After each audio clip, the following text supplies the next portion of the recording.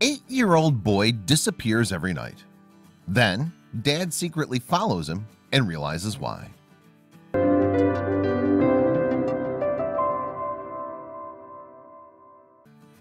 When he began to notice that his son was taking longer than usual to come home after school, Barry knew something was up.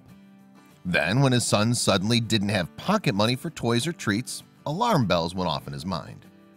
But when he secretly followed him one day, what he uncovered left him appalled. Ken Amante, who was only 8 years old at the time, lived in the rural town of Davao City in the Philippines with his parents. Even at such a young age, Ken was remarkably responsible. Every day he'd walk to school and back.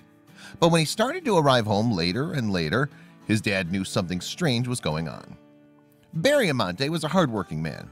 He ran a small business as a car mechanic, but some months were better than others. If he wanted to support his family, he'd have to throw himself into his work. He knew that nothing in life was ever given for free. But when his son began to sneak off after school, he realized that he'd made a mistake. Even though the middle-class family struggled at times, Barry always made sure he gave his son a small allowance. It was important to teach him the value of money from a young age. But oddly, Ken had been broke for the last 2 weeks. Where was the money going? When Barry discovered what his son was spending his money on, he set off a chain of events that would change their lives forever. After 2 weeks of his son's odd behavior, Barry's curiosity was killing him. Enough was enough. Today, he'd slyly left the garage door open while he worked so he could monitor exactly when Ken came home. But he was slightly disappointed when he saw his son walking down the drive right on time. He watched the boy quietly open the gate and rush inside. Just 10 minutes later, though, he reappeared. Ken began to walk back down the road, and Barry noted that he still had his school backpack on his shoulders. But why? The way it was sagging told the eagle-eyed dad that it was empty. After giving Ken a small head start, he began to follow him. When the boy walked into the local grocery store, the curious dad watched from a distance and waited for him to reappear. When he did, that suspicious backpack was bulging. Then Ken took a left turn and continued walking down the road. The corner cafes gave way to pawn shops, scrapyards, and liquor stores as he walked further and further into the bad part of the neighborhood. Barry's suspicions were running wild as he followed him. This was definitely no place for an 8-year-old boy. When Ken turned into the side road, Barry followed closely behind, carefully staying out of sight. He peered around the corner and was bewildered to see his son standing in the middle of the empty road. He watched the boy slowly lower himself into a crouching position. Then he pulled something out of his backpack. Barry watched, mystified. What was he doing? Then he heard a low noise and saw a movement in the bushes on either side of the road. Suddenly, 3 animals loped out from their hiding places. They skittered and circled around the crouching boy. Barry didn't know what to make of what he was seeing, but suddenly the spell was broken. His instincts kicked in and he began to run. Barry reached Ken and began to chase the pack of dogs away. But then he understood. On the ground were disposable plates and cans of dog food. The poor stray dogs weren't in the best condition. They were clearly malnourished and had patches of hair missing. "I'm embarrassed to say I was pretty disgusted," Barry admitted. But his son was about to teach him a valuable lesson. The pups, who Ken named Brownie, Whitey, and Blackie, happily tucked into their food, tails wagging. Ken looked up to see his dad's stern face. He owed him an explanation. The little boy came clean, explaining that he'd used his pocket money to buy as much dog food as he could. Every day for 2 weeks, he'd come to this spot to feed the stray dogs. Barry was awestruck. He knew he had to share what he had witnessed.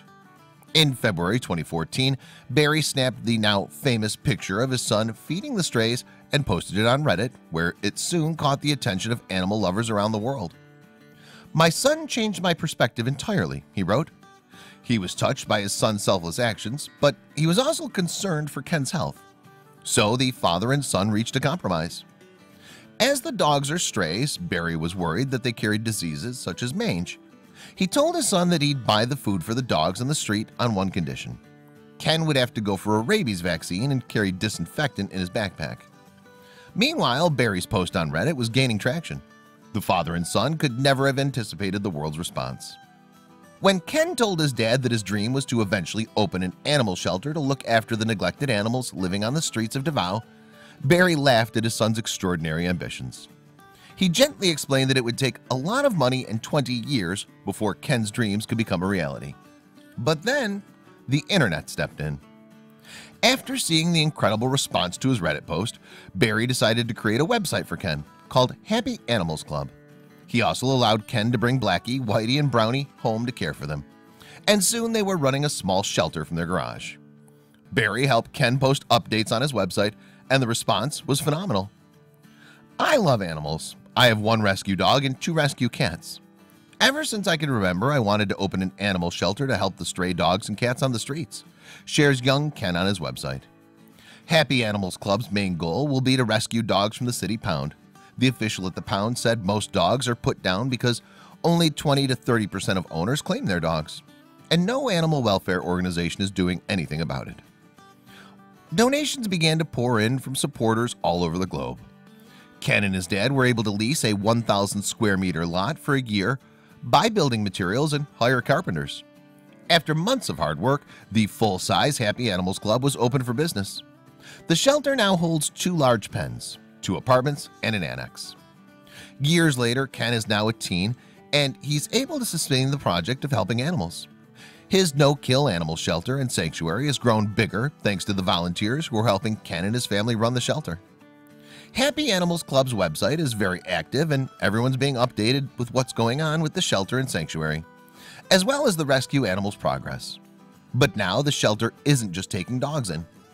Once the proper facilities had been built and enclosures were erected, Ken also began to rescue kittens and cats from the area.